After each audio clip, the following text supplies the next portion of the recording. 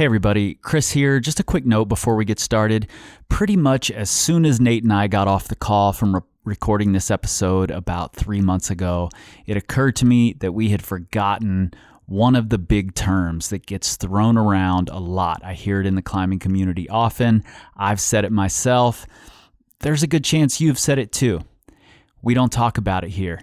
There are probably a lot of other terms we don't talk about, and I'd love to know what they are. So after this episode, if you don't hear some terms that you're not a big fan of, find us on the Instagram at Power Company Climbing, find the post about this episode, and let us know what you think the big one is, and if there are terms that you didn't hear you wish we would have talked about. All right, let's get into it. Maybe don't know. This time, this time, this time, this time, this time to build, this time to build, this time to build, this time to build, this time to build, this time to build, this time power, this time to build power, this time to build power, this time to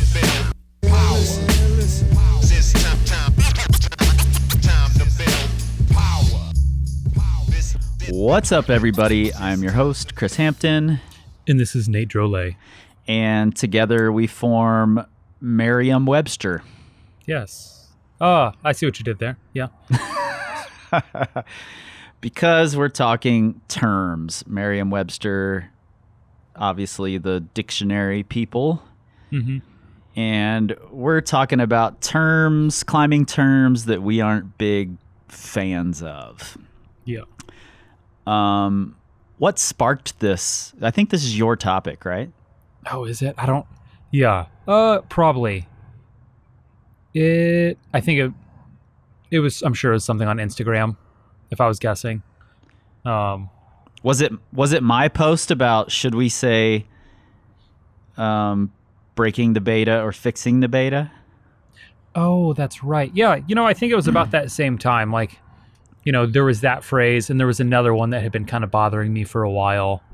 And I think they had both been just kind of stewing for a while. And so this kind of came out of that.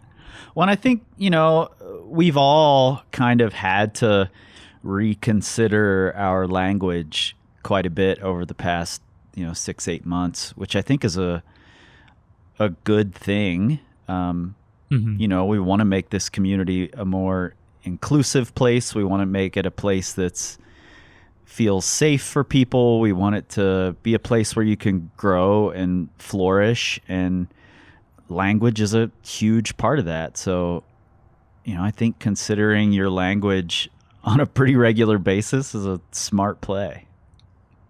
Yeah. And I completely agree. And it's one of those things that, language updates with time, and that's totally normal. Yeah. That's just kind of how we do things. And I think that climbing can use that. Yeah, totally. Yeah, it doesn't have to just be a good old boys club. It should grow with the times. Were there things that qualifiers for you that you thought about when coming up with these phrases that you aren't a big fan of? Like, do they all fit into a specific place, or are we just like, I just don't like this phrase because I just don't like it? Like, I personally hate the phrase day flash, Yeah. No, I don't think I have really any of those. Mostly these are things that, words that I think just carry more meaning. Yeah. Though I will say on day flashes, so I recently climbed on something that I hadn't been on in like a decade, or it had been 9 years. Yeah. And I can say Alzheimer's on-site is now a thing. Like I could see it. I remember I climbed with Porter years ago. He's like, you can't claim those until you're over 40. He's like, so I can claim them all the time. And man, I was shocked. I couldn't remember a thing. Like, I was like, I guess this is it. Like, yeah, just enough climbing on like different areas, and went back to this thing I had climbed on quite a few times and just nothing. Yeah, there are times when I've climbed a boulder or a route, and then I get to the top and I'm like, I think I've climbed this before. Like, I'm pretty sure I remember this moment, but I didn't remember anything leading up to it. So I'll accept Yeah. that. And I'll accept your day flashes out there, people, even though it's not actually a thing. Yeah. But yeah, I sort of had the same criteria, you know, things that carry weight or could be harmful in some way or another, depending on who's hearing it. Mm-hmm. And, you know, I think Okay. it's, before we even start with the terms, I think maybe it's important to mention that, you know, it's unlikely that any of these terms are going to change because of this podcast. You know, they're going to persist. It's up to us, the people who are using them, to decide whether we keep using them or not. And that means that it's also up to us to change our relationship with these words or phrases and thus our reactions. You know, like a lot of these words, pretty much all of the phrases that I came up with are things that don't bother me. I don't mind them when they're said, but I can see where some people would be bothered by them, so I try not to use them. But they don't affect my psychology necessarily. Interesting. Cool. Wait, man, I'm excited to hear what you got. Yeah, so you first. This was your topic, so hit me. Okay. So for me, the first one is soft.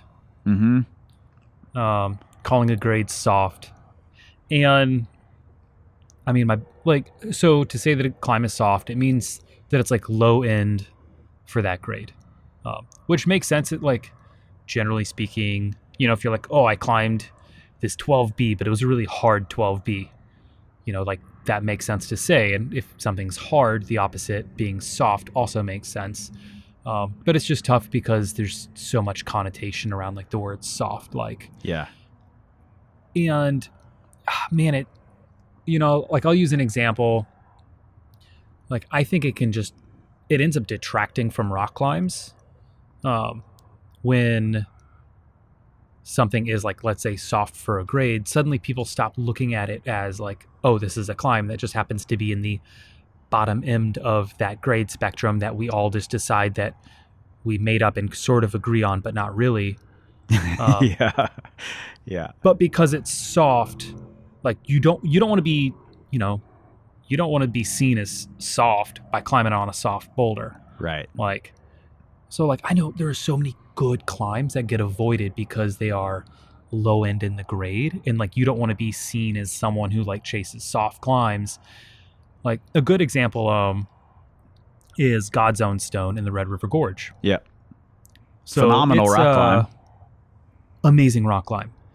And it was put up as 14A. And I remember when I first moved to the Red River Gorge, I'd open up the guidebook and the description was something like, you know, bring your tendons of steel and test yourself against this incredible crimp test piece going up the middle of this brilliant gold panel. Mm-hmm. I mean, like, what a way to describe a rock climb. Yeah. You hear that, you're like, I got to do it now. Like, no question. But what ended up happening was a handful of children ended up coming and doing it. Yeah. Who are crushers, by the way. Thank you. So I was going to bring Who are that up. Absolute crushers. Yeah. Funny thing that no one ever like went back and revisited. So a lot of children did it. Many of them And, Olympians now. Yes. So to list some of them, we have Drew Ruwana, Margot Hayes, Brooke Rabitu, Yeah. Ashima Shiriashi, like, and then the two Horst brothers. Yeah. Like, all of these people are monsters. Like, they're so, like, yes, there was a small, like, 3-year period where a bunch of children did this rock climb, and suddenly it was like, oh, it must be, like, wicked soft because all these kids did it. But it, you know, it'd be like if a 14-year-old Jimmy Webb flashed your V10 project, and you're like, well, it can't be that hard if a 14-year-old flashed it. Right. You know, and then 10 years later, you're like, oh, wait, never mind. He's the greatest flasher to like ever walk the earth. Maybe it was still V10. Yeah. All of those kids also did swing line, most of them on the same trip. Yeah. And swing line holds its stout grade, you know? Yeah. So But yeah, and so all these kids did it. All these future elites that weren't yet in their final forms came out and did this rock climb. It got called soft, and suddenly, like, it was one of those things that it went from being like really popular to like no one doing it. Yeah. Like, you know, if you were climbing on it, you were seen as, you know, someone who was just trying to find a gimme. And man, it's such a shame. And like, and I fell for this, like, because when they did it, I wasn't strong enough to have a run at it. And when I was, I like just kind of didn't, because I like, you know, it was the same thing. I was like, oh, I'm gonna go get on some real 514s, you know, that whole thing. Mm-hmm. And then when I finally did try it, I just kicked myself. I was like, you idiot! Like, this thing's incredible. Yeah. Like, I should have climbed on this the second I was strong enough. But yeah, I didn't, just simply because of, you know, the calling it soft, like, and not wanting to be soft myself. You know, and that's like, it's a shame because a lot of rock climbs lose out to that. But like, a lot of people, like, you know, it's also just, I feel like sometimes people use it as a put down on others. Like, I've definitely heard this where like someone's like, oh, you know, I just did my first 12A, and, you know, people will be like, oh, which one was it? And they're like, oh, that one's soft.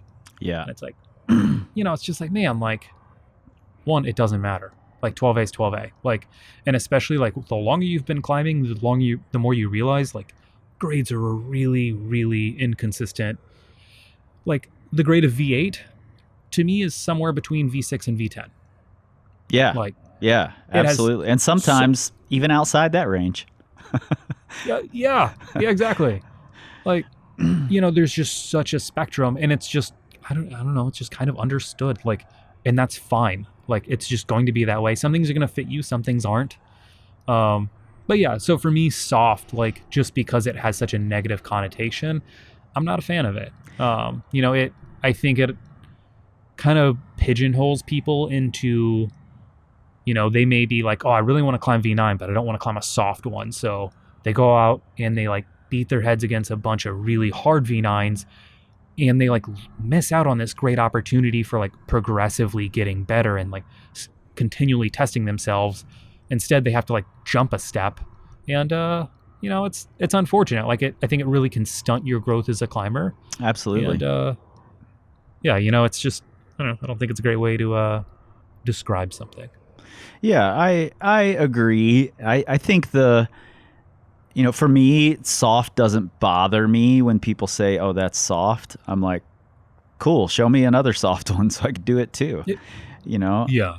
But I do definitely wish that there wasn't this negative connotation, or that people didn't disparage other climbers.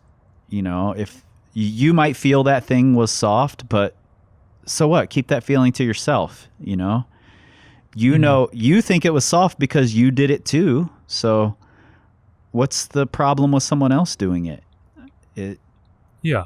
I think that whole, like, I'm going to put you down to make myself feel bigger is a very strange way to exist. And I'm guilty of it. I've done it, for sure. You know, those people had it coming.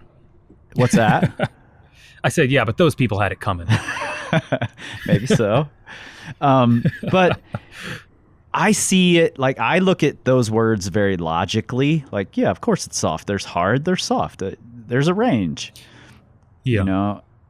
So I do sometimes forget that it has a negative connotation, and but I also struggle to come up with a better descriptor. Like, is there a better way to say it, do you think? You know, I like, in short terms, it's like, maybe not. Like, a lot of times I'll say like, man, that's a really great entry level 12C. Yeah. And you know, I've tried entry level, I've tried low in the grade. They all end up having this like weird reaction. So I think this is one of those that we have to like understand that word's not going anywhere, whether we wish it did or not. Mm-hmm. And our reaction to it is something that we can control. So So it's one of those things we have to learn to come to grips with to some degree. Yeah. As well as not using it. I could use it less for sure. Mm-hmm. And I mean, I definitely fall into using it. But yeah, I think kind of putting it into perspective, try not to like take it seriously. Like, if you were like hanging out with someone and you're like, oh, did you see Alex Magos just climbed a new V16? And they're like, yeah, but it's a soft one. You'd be like, yeah, it's V16. Yeah. Whatever. Like, yeah, like it wouldn't even matter. It's just like that is such it's an accomplishment, whatever it is. And like, that's a great one. And it's like, it should be the same thing if you're just like, oh man, like, so-and-so just did a V6. And if someone's like, oh, well, it's a soft one. It's like, well, it's okay. Like that is just saying it's like V6.2. Who cares? Like, Mm-hmm. What do you think about things that are called soft? Because, I mean, almost across the board, consensus is that they aren't actually that great for whatever reason, whether it's new beta has been found, new techniques have been developed, whatever, that has been determined to not actually be that great. Depends how my scorecard's looking that year. Same here. Yeah. Am I on vacation right now? Like, yeah.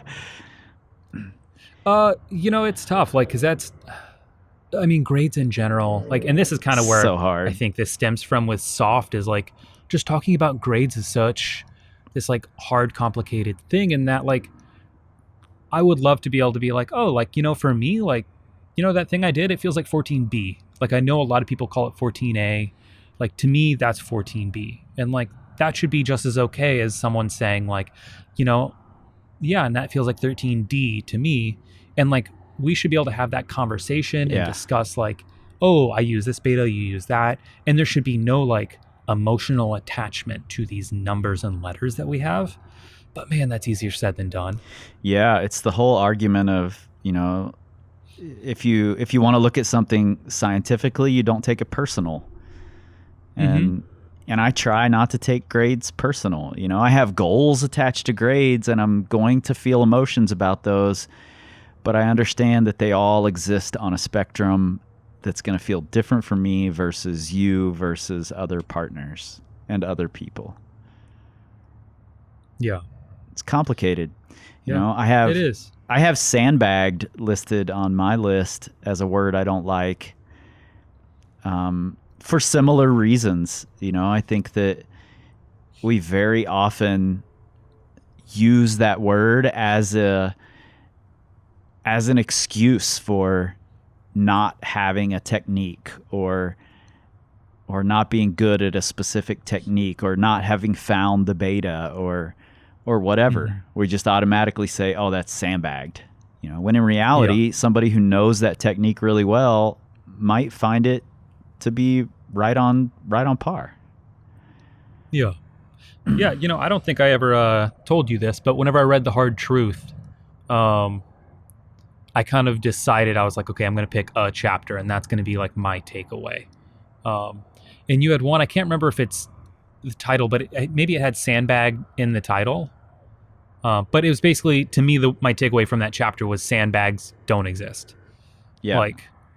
And so what I just tried to instill with this was this mindset of anytime I'd be like, man, this thing's like fucked up or this is super sandbagged, I would like have that be like a giant green flag that went up. It was just like, okay, this is it. Like, this is what I'm spending my time on now. Like, I thought this like, pink slopey V6 in the corner was really sandbagged. Like, I'm doing it every day now. Yeah. And that's actually something that I've like stuck with since reading that book is like, I always have one, like I'm climbing down in the gym in Houston right now. And I always pick one boulder where as I'm going through, like, I'll say like, okay, like, man, this feels just messed up. And like every, for the next like 2 months until I find the next one, every day it's part of my warm-up circuit. Just with this mindset of like sandbags don't exist. Like that is, it's something on my part. Like I'm clearly lacking something here. In worst case scenario, even if it was a little tough, like, cool, I'm only going to get better. Like, it's highlighting something regardless. Yeah, and and that's basically what I say in that chapter. And actually, I've gotten some pushback on that chapter from a couple of different people. And I'm like, well, that's fine. Feel hurt by it and examine why you feel hurt. Of course, sandbags exist. Of course, they're out there. But there really aren't that many, and I hear the word constantly. More often, it's let's look at the World Cup with the Japanese couldn't do the hand jams. If you had told Tomoa the grade of that boulder, he would not have believed you. He'd have been like, no way, sandbagged, Yeah. But it was just a technique. Maybe especially in that moment. Yeah, exactly. Like, oh, this is impossible. They were all like, how the hell do you climb this? And then Adam Ondra's like, oh, 5'11" crack climbing. Great. Yeah. And it's just a case of you didn't have access to the right techniques at that moment, And very often that ends up being the case. There are lots of things I climb on where I'm like, oh, whoa, that's way harder than I expected that grade to feel. Why? What am I missing? Am I missing beta? Am I missing a technique? Did I just not sleep well last night? Before I call it a sandbag, let me see what's going on. Yeah. And that's, something I've definitely, I've been fortunate enough to be able to travel a lot with climbing. And that's kind of one thing you always hear is like everyone's areas is sandbagged, kind of. Yeah, every area. They're all sandbagged. Every area ever is sandbagged. Unless it's your own area, and then you're like, nah, it's pretty chill around here. It's soft. I don't know. It's soft. Yeah, or it's like your rival area. Yeah. Yep. But yeah, like it's one of those things that, and when I would first go to new areas, like my first like few days in Yosemite of bouldering, I was like, man, like I didn't think it was sandbag, but man, boulders weren't falling down easy for me. Right. Like, I think it took me like 3 days to do backer cracker. Yeah. But then, once I was there for like 2 weeks, suddenly I was like climbing V9 within like, 10, 15 minutes, like regularly of all different types of styles. And I was like, okay, cool. Like it was just a style thing. Like I just needed to understand how to move on this type of granite, on this type of polish, on these types of formations. Mm-hmm. And so had I left after, 3 days of being on the backer cracker, like I would have told you like this place is horribly sandbagged, and inclimbable. But it was just a matter of I didn't know enough yet. Like I hadn't learned enough. And I think that's true of a lot of places. Like, anytime you go somewhere new, like you go to Rifle, your first 2 weeks are going to be awful. Like you're going to get pumped on everything. And then all of a sudden you'll be like, oh, I have to double up all the warm-ups because I don't get pumped. I don't even start to get pumped or warm by doing them once anymore. Yeah. So, yeah, I think I think sandbag is definitely it's an easy cop out that a lot of us can fall into whenever we find a puzzle that's a little too challenging for what we think it should be. Yeah, and I think it also leads people to steer clear of those boulders or roots, the things that are supposedly sandbagged. I've had so many people be like, oh, I don't want to get on that. It's got this reputation. And I'm like, you will crush that. You have the skill necessary to do that. The people who said it was crazy hard didn't have the same skill set you do. So Totally. And it just steers people away. Yeah, that always cracks me up whenever, like I'll talk with someone and be like, hey, have you climbed on that 12C yet? It's incredible. And people will be like, oh, well, I hear it's super sandbagged. And it's like, you climb 13D, like you're going to be fine. Like, yeah, it doesn't matter if it's like 12C plus, like you're just go do it. Like, yeah.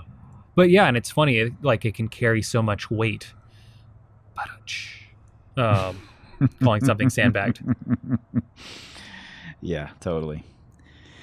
So yeah, that's a good one. What else you got there? All right, next one, number chaser. Interesting. I didn't even Yeah. think about that, but I like it. Yeah, like, so I come from a track and field background where we were literally chasing numbers. Yeah. Like, that's what you did. Like, and that's every sport ever. Like, any CGS sport, like track field, anything that's like measured in centigrams or meters, grams, seconds.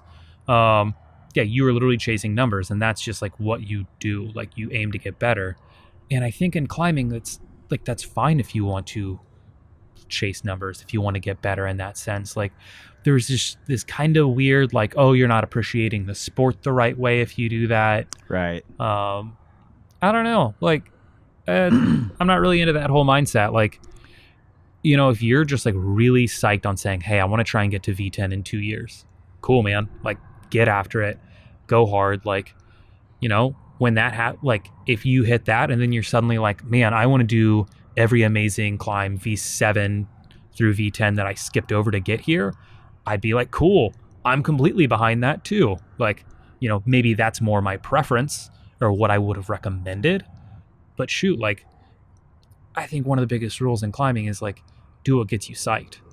Yeah. Like, there are people who do a lot of like wrong things as far as like I had a friend when I was in Chattanooga. She hated climbing in the gym. She just loved climbing outside, didn't want to train in the gym. Sure. I went through a long period of that. Yeah. And a lot of people are like, you're in the South, like, you can't get stronger like that. Like, it's not going to work. She became a total crusher. Like, pretty quickly too. Like, but that's just what she was excited about. So she just climbed through all the heinous, like 90-degree days and just kept getting better because she was excited about it. Yeah. So yeah, that's one for me. Number chasers, like, I don't know. Like, I'm see just that, not a fan of it. I see that term thrown around too, in like a derogatory way, so often without any sort of background information. If someone asks, what do I have to do to climb my first V7? Then immediately there are going to be comments. Well, first you have to stop number chasing. Yeah. How else would you like me to ask you this question? What do I need to do to reach the next level of self-improvement in my climbing? We use the numbers as our system of gauging difficulty. So what the fuck else are you supposed to delineate it with? It just doesn't make any fucking sense to have somebody use the system we've set up and then say, oh, you shouldn't pay attention to that system. It's ridiculous. Yeah. Like, it's like how on one hand you can say you're the best climber is the one having the most fun. But at the same time, the best climber is Adam Ondra, and he does not look like he's having any fun at all. He didn't in those recent Ever. videos at all of Perfecto Mundo. Him trying Perfecto Mundo, there was no fun. No, he didn't enjoy that. But he's shit the at all. best. No. But yeah, and that's like, and we praise that. Like, we look at Adam Ondra, Alex Magos. Like, we look at these guys who do have like frustrating days and like may not always be having the most fun, but we're just like, man, like, they put in the work and like they get these huge numbers. Like, both have climbed 15D. Like, I don't hear anyone getting an Adam Ondra's face calling him a number chaser. Right. Yeah. It's totally silly. I set number goals. Absolutely, I do. That's my way of using our measurement system. But ultimately those numbers are just representational of my own self-improvement. And in every case I can think of, that's what they are. Whether the focus becomes that number because it is a representation of self-improvement or not isn't something you can guess by looking at their numbers or, hearing them ask questions or 9 times out of 10, 99.9 times out of 100, it's going to be a representation of their own self-improvement. Yeah. So, yeah, that's a good one. That's a good one. Number chasing is horrible.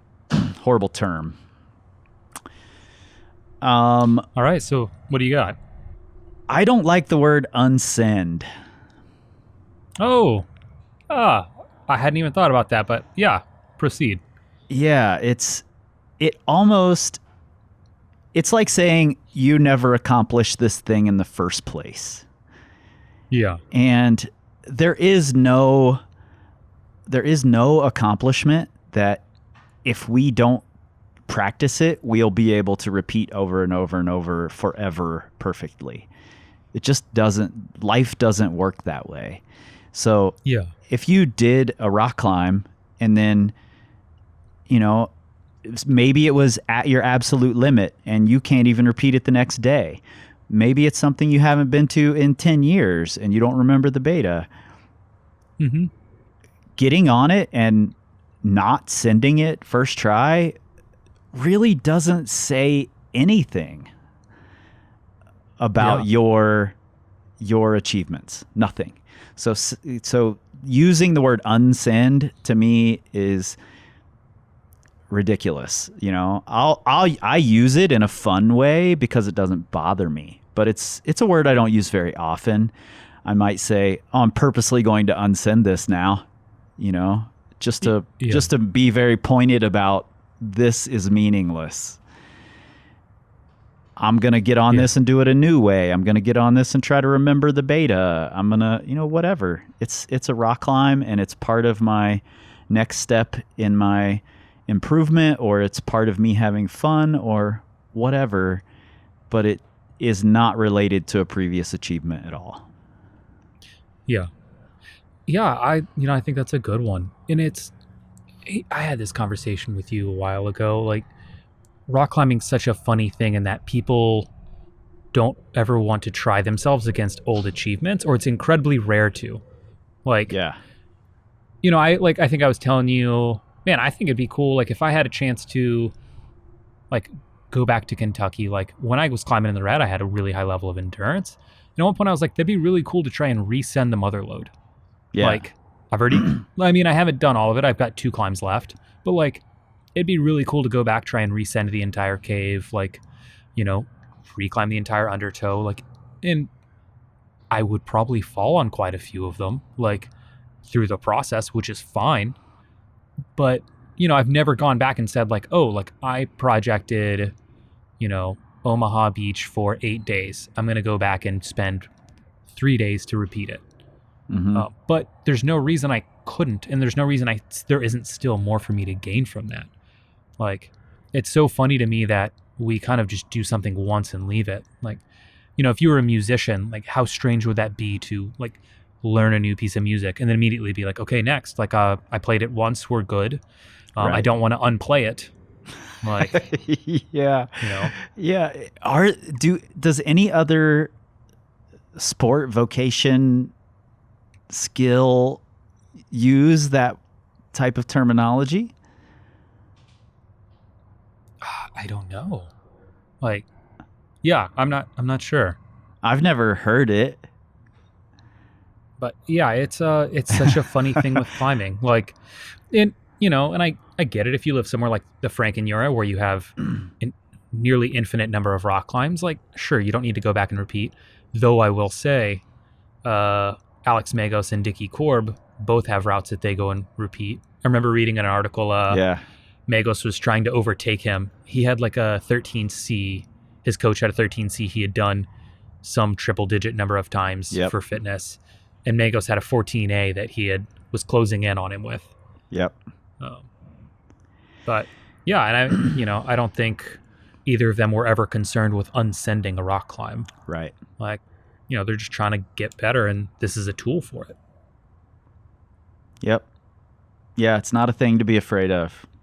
Trying something after you've already done it is not a thing you need to worry about. You should just do it. Yeah. Yeah, and honestly, give yourself some slack sometimes, like, because I'll get back on things sometimes, and like, more than anything, sometimes I'm just really impressed. I'm like, God, like Nathan from 7 years ago did this? Like, yeah. Man, I really had some beta dialed in. I tried really hard. Like I was like, just checking every box I could. And coming back, I like to think I'm just a much better climber now, but it always gives me some respect of like, man, I really wanted it then. Like, with some of these climbs, like I really fought for things, and it shows me how much tenacity really like, levels you up in a playing field. Like I can't, it's something that this many years later, I can't go up and just like comfortably do. Like I still have to try, and I still have to like really care to do a lot of these things. Yeah. And I think you have to keep in perspective where you're at in your climbing. Like I'm not going to go out and do the long endurance routes nearly as easily as I used to. I have a completely different skill set now. So, and it's the skill set I want. So I'm totally content with, I was in the red last year for Rocktoberfest, and I went out with Scott, one of my long-term clients, and he was working on the Force. And the Force was a warm-up for me when I was working on Swingline. And I've done the Force more than any other 513. That may not be true now. I might have done Cal Reggae more, but I've done the Force dozens and dozens of times. And getting on it again, I knew I was going to fall. Yeah. Like, oh man, I haven't climbed anything longer than 15 feet long in over a year. So I'm going to fall off now, and that was totally fine. I went up, I fought, I almost made it to the chains, and was really surprised by that. Like, oh, this new skill set that I have with zero endurance almost got me to the top of this thing that at one time I had to project when I had lots of endurance, Yeah. And, so I unsent it. So what? Yeah. Yeah. Ain't no thing. Yep. All right. I like that one. All right. What do I got? This is one I actually don't hear too much or as much anymore, but I used to hear a lot. Just the phrase, I feel light. Mm-hmm. Like when warming up, and I used to use it all the time. Like when warming up, like when you feel really good, it was just this like, I don't know, it was a phrase like everyone I like started, like kind of climbed around forever would always say like, oh man, I feel really light today. Yeah. And just like I, at some point, like I used to just have like not the greatest relationship like with my weight and how it influenced my performance. And so now like I just try and say like, man, I feel strong today. Like, or I feel powerful today. And this isn't like, one that has to be super elaborated on, but I just think little things like that, like just putting the right mindset of like, oh, like I feel strong, and strong is something like I get from the work I put in. Like kind of reinforcing that even just like little phrases like that, I think can go a long way. Yeah, I agree. And you're right. That is one I haven't heard as much recently as I used to. And that's maybe an indication that we're moving in the right direction, but it's also an easy one to say better. Like you said, I feel strong, I feel powerful, I feel snappy. Whatever it is, make it more about the work you've put in, less about just what you're carrying that day. We're going to change day to day. So what? You still need to go there and put in the effort. And honestly, if you do feel light, whatever that means, it's more than likely because you feel strong. So why not just say what you actually mean? Yeah. Yep. I like that one. Here's another one that may be a short conversation, and this is more a case of misusing a phrase, but it can have some side effects, and that's just the word "did." I think it needs to be clarified a lot of the time in climbing. Like, oh, I went and did this such and such today. Yeah, especially with a big wall multi-pitch. Yeah, exactly. What does did mean? I went and did this V8 today. Does that mean I went and tried this V8? Does it mean I went and sent this V8? Does it mean I went and, touched the holds of this V8 and got to the top once? I think we just have to be honest about what it is we're doing and maybe be a little more descriptive sometimes, because a lot of us, whether we like it or not, are emotionally tied up in climbing. A lot of our self-worth is tied into it, and saying that you did something that you just went out and checked out and, oh, I got to the top of this 512 today. I fell a lot. I took it every bolt, whatever. That lets the person know who's been working really hard to get to that level that their work has been worth something.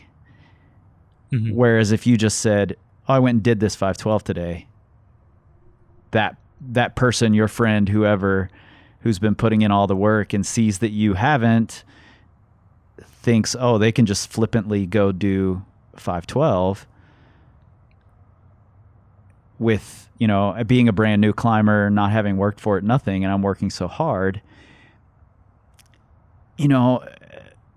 Both people in that situation need to work on their relationship to it, but I think we can alleviate a lot of that by being a little more descriptive of what we're doing when we're outside, when we're trying things. Yeah. Or in the gym, for that matter.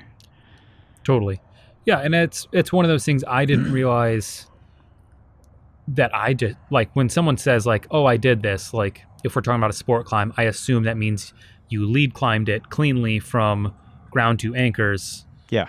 With no falls. Like, that is just my assumption. Yep. Yeah, and that's and that is how I had kind of heard it used forever. And I think a lot of people who use it in other ways don't mean it it's not like they're trying to be misleading, but to them, maybe their goal was to do it on top rope and they did it. Right. Or maybe their goal was to just summit the thing by any means, and they did it. And that's totally fine. Totally. Man, that's awesome. I think about I got up to the top of the route today, managed to clip all the clips on my own. I fell 40 times, but I clipped all the clips, did all the moves. Huge win. That's awesome. Maybe in a big project, that's a big day for you, but it's important to be to explain what that is. Yeah. Yeah, I think so, because especially a lot of new climbers don't know the lingo, so if we, as the more experienced climbers, instead of just saying, oh, I did this thing, maybe we're a little more descriptive about it, then the newer climbers start learning to be more descriptive as well. Yeah. And maybe I think it can also give you more appreciation for a process too, discussing that. I know earlier when I started climbing, there was always this thing of, it was almost taboo to talk about a climb before you sent it. You definitely never posted a photo of you. Yeah, totally. Man, that was the thing. You would never post a photo of you on a boulder or a route that you had not yet sent. Oh yeah, people would get pissed if photos got published of them without having done it. Oh man, yeah. If it was in a guidebook or in a magazine of someone who hadn't done something yet, unless it was Chris Sharma on some huge project that everyone in the world knew about, you didn't post photos of things you hadn't done, and same thing, you kind of didn't talk about them. I don't know, it was just it was this weird taboo thing, which I think is silly. I'm all about Same. Talk about the process. I went up at bolt to bolt today. It was awesome. I made it to the top. Sick.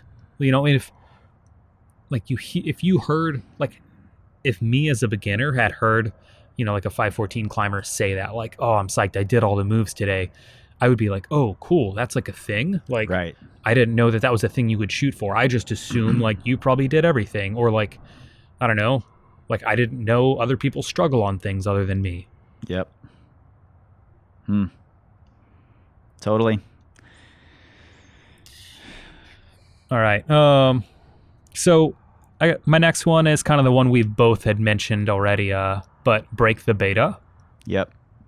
And I'll add approved beta to that as well. Same conversation. Yes, indeed. Like, exactly. And that's like kind of what I was going to circle around to. Like, and I don't think it's like the worst phrase ever, but it's just one of those things of like, to say you broke the beta is working under the assumption that there is one method. Right. One and there correct never way. is. Yeah. Yes, that there's a correct way and that you managed to do it a different way. Like most things, even in the gym, are set for multiple methods. Like outdoors, there's just no such thing as like the way. Like even the most pure, simple rock climbs very rarely have identical beta for different people. Right. So yeah, and it, like, I think my thing against it is like it kind of, yeah, like if you're assuming that there's an intended beta, then like you've already stepped back from the idea of problem solving, I think. Mm-hmm. Yeah, because I agree. like that's what it is. Like everyone's different. Like shoot, you're different every day. Like, what might have worked for you last week, like you come in this week and like maybe you're gonna have to find something slightly different. Oh yeah. Are you breaking your own beta at that point? Mm-hmm. Like, it's just one of those things. I think climbing is just this amazing problem solving, puzzle solving kind of sport. Like it's so cerebral and so physical combined. And yeah, it's like, I don't like to me, the idea that there's like one fixed way to do it and that doing anything else is like breaking that is, I don't know. It's just a big assumption. Yeah, I agree. And that's another one of those phrases that I do use this phrase occasionally. I'll use it without the idea that there is a correct method, It's just words and I don't take the words that seriously. But since having several conversations about this phrase, I've changed my mind, and I don't think I'll use the phrase unless it slips out, and then I'll likely backtrack immediately. There are just too many alternative betas to feel like there's one fixed way. I don't know if you've paid attention on Instagram, but there's been all this conversation between Alex Megos and Nale and Carlo Traversi got involved in it today a little bit about doing things the original way, like the approved way to get the credit or whatever. Interesting. Megos first talked about it on Story of Two Worlds, and Nale jumped in. And then today, Carlo made a great post about doing Dominator. He says in the post, I just really wanted to do it the original way because I thought that move was really interesting. I probably could have done the heel hook beta quickly, but I didn't want to. I didn't even want to try it. I wanted to do this move. And it took me over 1,000 tries to stick this move. Oh, wow. But that's the way I wanted to do it. And I thought his post was great. And then several people in the comments made allusions to the idea that, well, it doesn't count if you do it the other way. And I'm like, no, that's not true at all. Maybe it just means that the people who do it the other way figured out better beta, Certainly better for them. And maybe it could have been better for Jerry when Jerry did it. Who knows? Yeah. So the whole idea of approved beta or breaking beta is just kind of silly. I've sessioned so many boulders at this point where there are 5 different methods being done by 5 different people. We all have slight differences. We all have slight different strengths and weaknesses, and ultimately climbing is a game of compensation. Like this you know, you might think, oh, this is an extreme crimp boulder. And I'm like, no, I'm going to half crimp all those things, you know? Yeah. Because I can compensate with that. Or it might be this hard heel hook move and I'm going to find a toe hook that works because that's how I compensate in that situation. And it doesn't mean I don't get credit for doing the rock climb, you know? Yeah, and I think it would even take away some, like, the idea of everyone having to do the same thing. Like, yeah, totally. To me, that's why, like, in climbing, so many people can be successful with different body types, mindsets, things like that. Like, because, like, how ridiculous would that be if we said, I don't know, Alex Puccio had to climb like Daniel Woods or like Jimmy Webb, or like, what if Dave Graham had to climb like Jimmy Webb? Like, that would be awful. We would have, like, Yeah, we never would have had the style that all these different people bring to the game. Yeah, and they've all contributed so much in their own way. And, I think they've fed off of each other a lot as well. Like, and what a shame that would be to miss out, like, on all these unique different styles and approaches. Like, I remember, like, when Margot Hayes really, like, exploded onto the scene, like, at least on a more global scale by climbing 515, suddenly everyone was like, oh, I got to get more mobile. Like, I got to do more stretching. Yeah. Like, because she has, like, not only is she flexible, which is a thing that's been around forever, but, like, she's so strong and so good at using these positions that she can get into that it's like, oh, she changed things. Like, I remember, like Daniel Woods, like, a few months later had a post of him, like, trying to get in, like, a front split. Like, he was like, oh, here's my progress so far on it. And, and same thing, like, Adam Ondra definitely brought that about as well, like, being more mobile. And what a shame that would be if everyone tried to fit into a single box. Yeah, totally. I hadn't really thought about it that way, but it would be a much more monochromatic sport instead of the colorful one that it is. Yeah, exactly. It would be compulsory gymnastics, which is the most boring part of gymnastics that exists. Everybody wants to watch optionals. Nobody wants to watch compulsory routines where everyone does the exact same routine. Yeah. We want to watch people exhibit their own flair and express themselves, and we do that often through style and through the beta that we use because we're good at those things. So should keep it.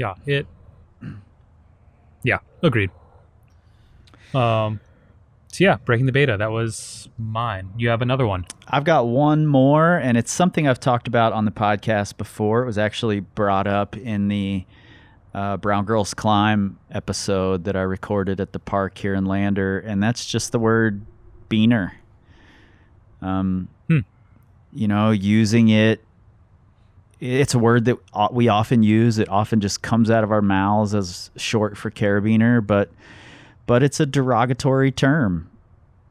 If there are Mexican climbers nearby who hear it and are offended by it, it's your responsibility to try not to offend other people. Yes, it seemed like a harmless word, but just because something seems harmless doesn't mean we should keep doing it.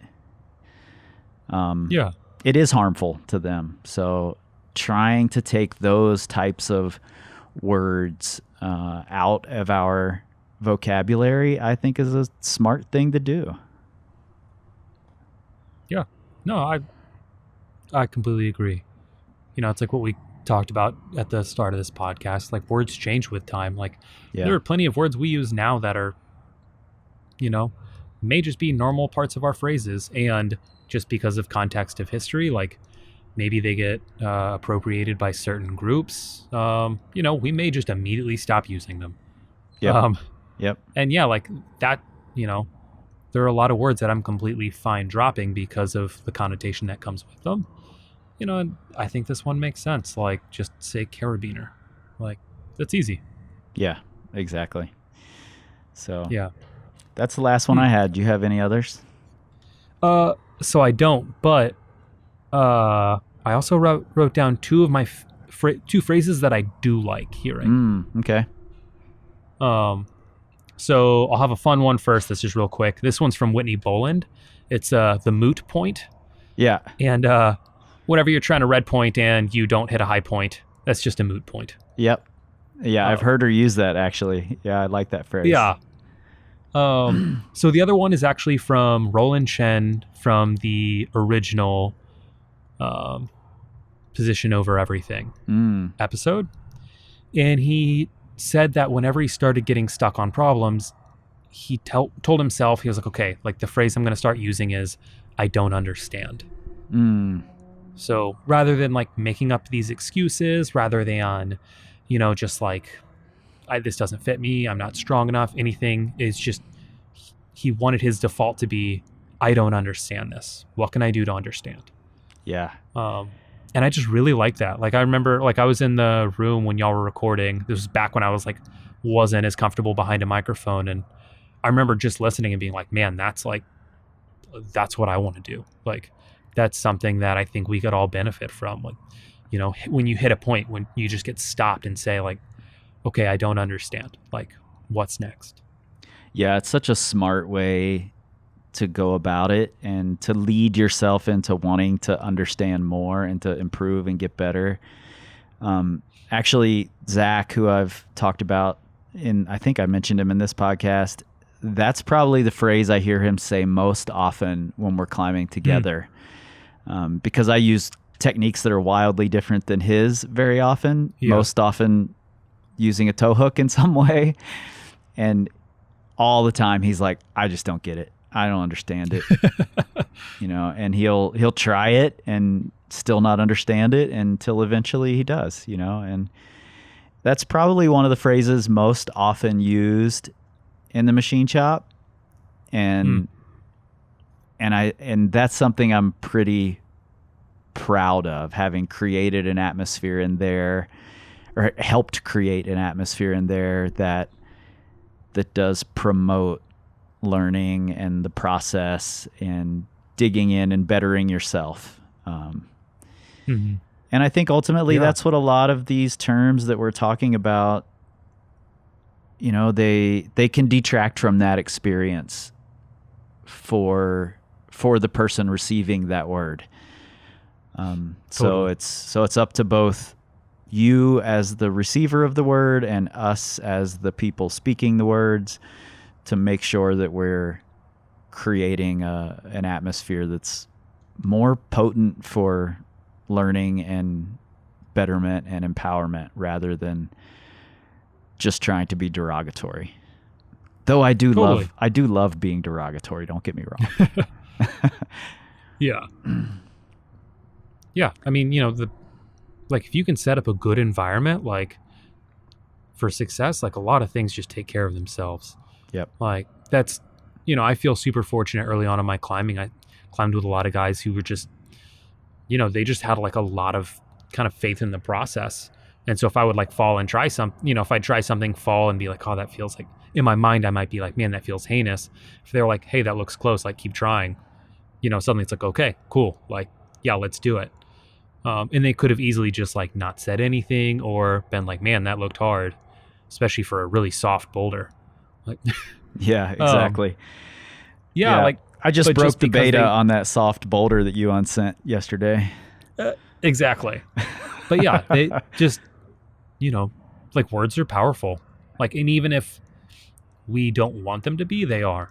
Like, and they affect us. And so like, if you can, especially if you climb with a crew or if you have a specific partner, like, using words that like kind of empower each other, like I think that goes such a long way. Yep. Absolutely. Agreed. Anything else you want to say on it? Actually, yeah. One last phrase. I'll be quick on this. It's one that I've had to start using is just, and with sport climbing is like, that scares me or I'm scared.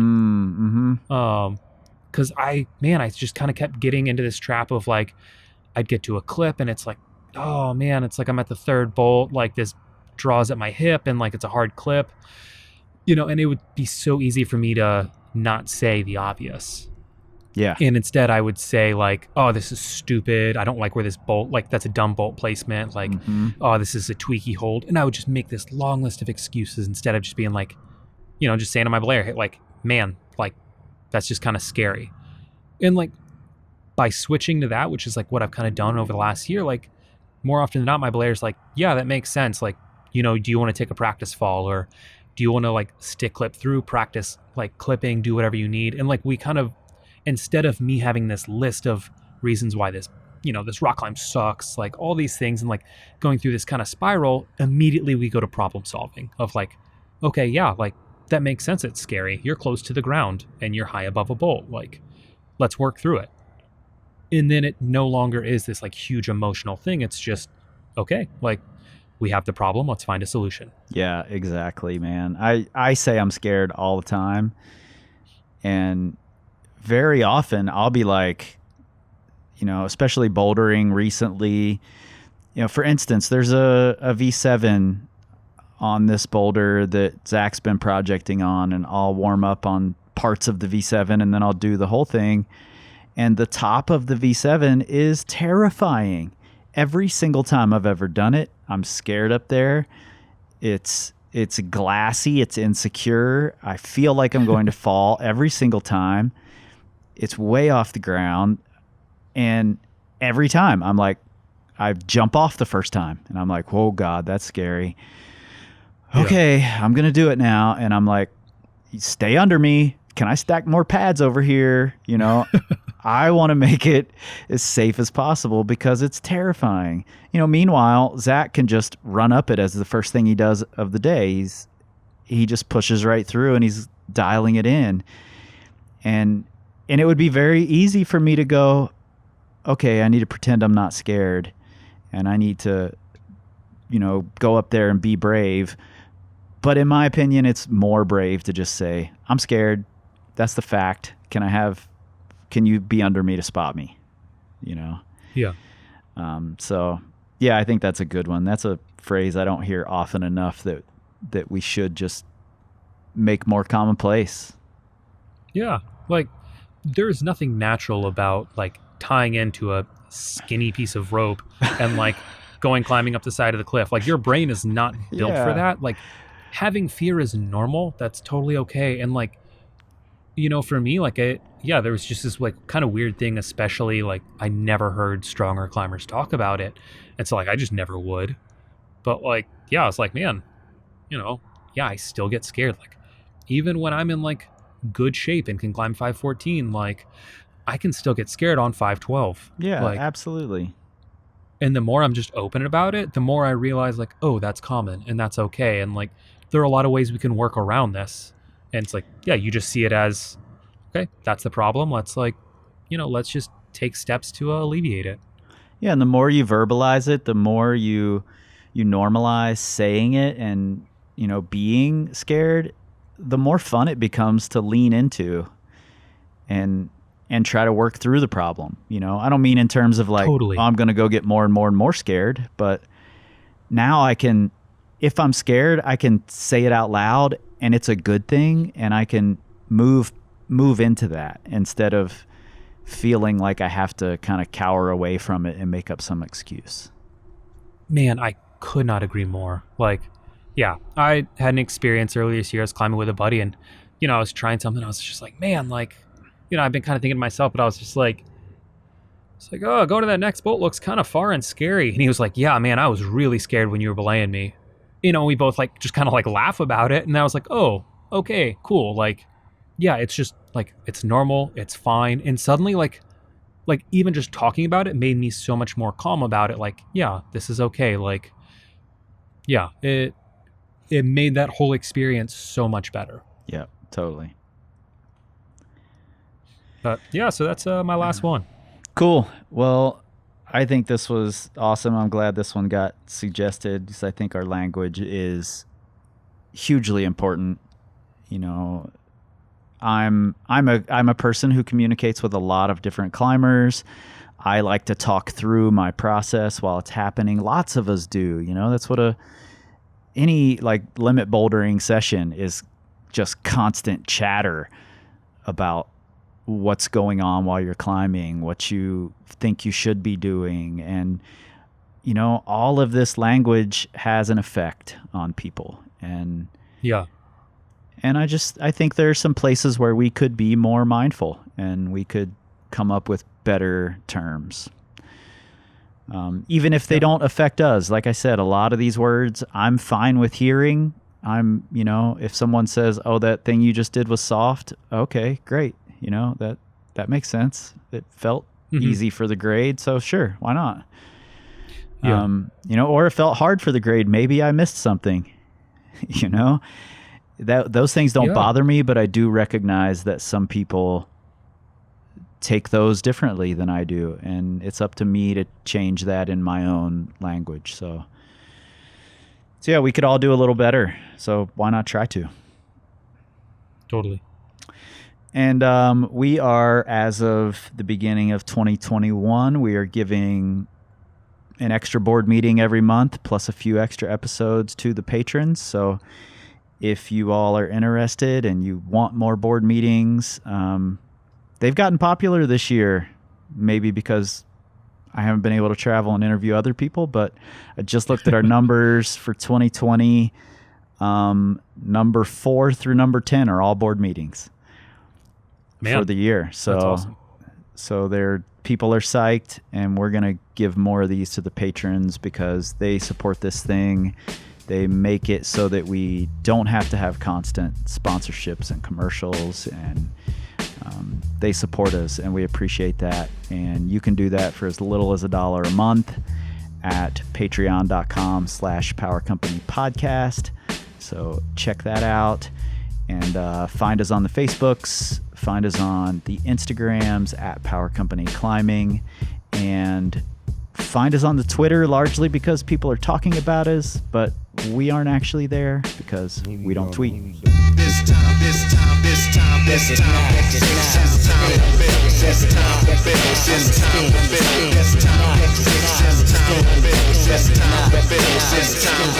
this time,